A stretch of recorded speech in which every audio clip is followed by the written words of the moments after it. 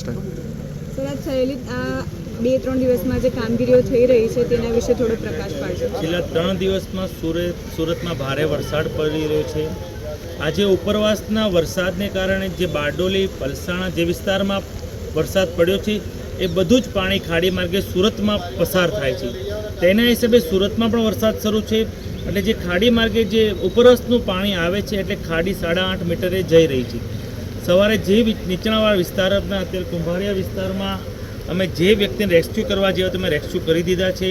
Special 300-400 માણસ પેલી બાજુ સોસાયટી છે એની માટે સ્પેશિયલ હોડી પણ મૂકી દીધી છે આવન જાવન માટે. જે નીચાણવાળા વિસ્તાર છે આજે 4 વાગે ભરતીની પણ આગાહી છે. એટલે 4 વાગ્યા પછી જ્યારે પણ ખાડીનું પાણી ઉતરશે નીચાણ વિસ્તારમાં અમે હેન્ડપંપની વ્યવસ્થા 3-4 જગ્યાએ મૂકી દીધા છે. એટલે જેવું ખાડીનું પાણી ઉતરશે એ હેન્ડપંપના માર્ગે અમે ખાડીમાં એ પાણીને ડાયવર્ટ કરશું.